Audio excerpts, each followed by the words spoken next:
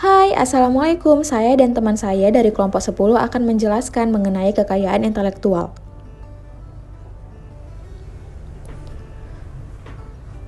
Sebelum menjelaskan materi, saya akan memperkenalkan nama saya Dini Lestari dan teman saya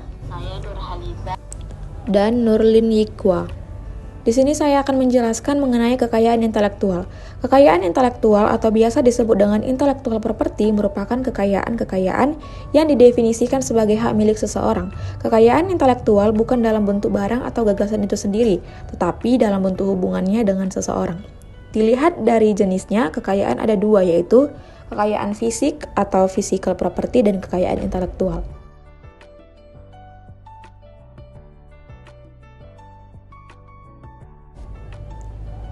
Menurut Thomas Relic, kekayaan fisik adalah keseluruhan yang bersifat kompleks yang terbangun dari berbagai hak-hak, termasuk hak kepemilikan, pemilikan, hak untuk menggunakan dan menghancurkan, hak untuk menjual, hak untuk meminjamkan, dan hak untuk membuang.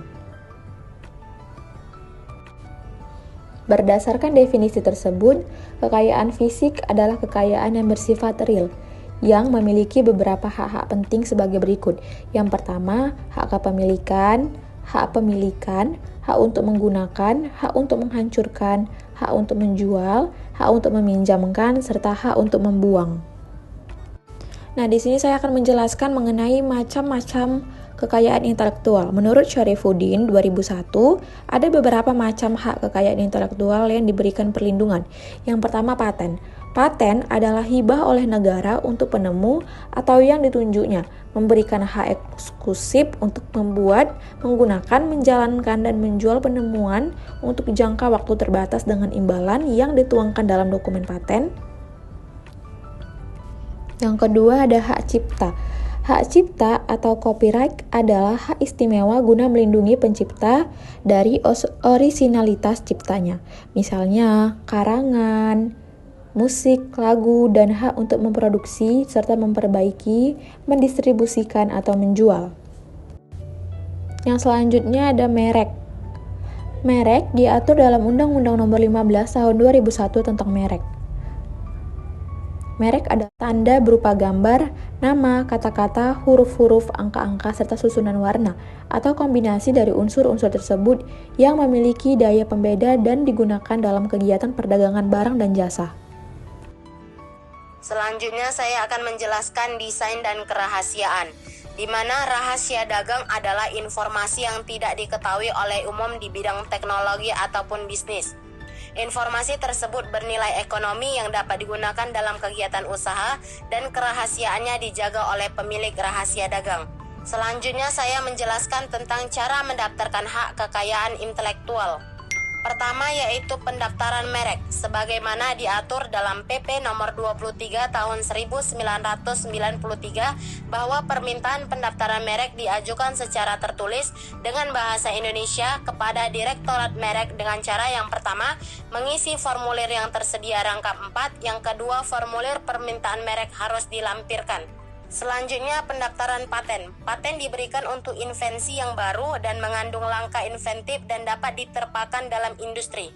Selanjutnya pemberian paten. Setelah paten disetujui, maka langkah berikutnya proses pemberian paten. Kemudian selanjutnya saya akan menjelaskan jaminan perlindungan atas kekayaan intelektual, di mana ada paten, merek, desain industri, dan hak cipta. Yang pertama saya akan menjelaskan paten. Paten adalah hak eksklusi yang diberikan negara kepada invensinya di bidang teknologi. Kemudian yang kedua merek. Merek adalah tanda yang berupa gambar, nama, kata huruf, dan angka susunan warna dan kombinasi dari unsur tersebut yang memiliki daya pembeda dan digunakan dalam kegiatan perdagangan barang atau jasa. Selanjutnya yang ketiga desain industri. Desain industri adalah suatu kreasi bentuk, konfigurasi, komposisi garis, atau warna atau gabungan dari yang berbentuk 3 dimensi ataupun 2. Selanjutnya hak cipta. Hak cipta adalah hak eksklusif bagi pencipta dan penerima untuk mengumumkan atau memperbanyak ciptaannya atau memberikan izin untuk dengan tidak mengurangi pembatasan menurut PP yang berlaku. Di mana Judul studi kasus kami yaitu Implementasi Visual Pendaftaran Hak Kekayaan Intelektual pada Produk Ekonomi Kreatif Berbasis Multimedia dalam bentuk 3 dimensi. Jadi di dalam kasus kami ini menjelaskan bahwa hak kekayaan intelektual atau HKI adalah hak untuk memperoleh perlindungan secara hukum atas kekayaan intelektual. Dan pemerintah sudah berupaya memfasilitasi pelaku ekonomi kreatif untuk mendaftarkan hak kekayaan intelektual. Namun ada satu masalah dalam studi kasus kami ini, yaitu tentang di mana pelaku ekonomi kreatif tidak memahami tentang sistem tata cara pendaftaran hak kekayaan intelektual. Sehingga dalam masalah ini pemerintah membuat langkah-langkah atau tata cara dalam melakukan pendaftaran hak kekayaan intelektual, di mana pemerintah menggunakan 3D, di mana 3D ini adalah membuat suatu video di mana di dalamnya terdapat gambar ataupun suara atau tokoh-tokoh yang bisa membuat masyarakat atau terutama ekonomi kreatif sehingga mereka memahami tentang sistem tata hak kekayaan intelektual. Dan prosedur yang dilakukan pemerintah ternyata menjadi positif, di mana masyarakat ekonomi kreatif memahami tentang tata cara yang dibuat oleh pemerintah, di mana masyarakat Pekanbaru tersebut memahami tentang tata cara pelaksanaan pendaftaran hak kekayaan intelektual, sehingga masyarakat ekonomi kreatif di Pekanbaru sudah memahami tentang sistem tata cara yang telah dibuat.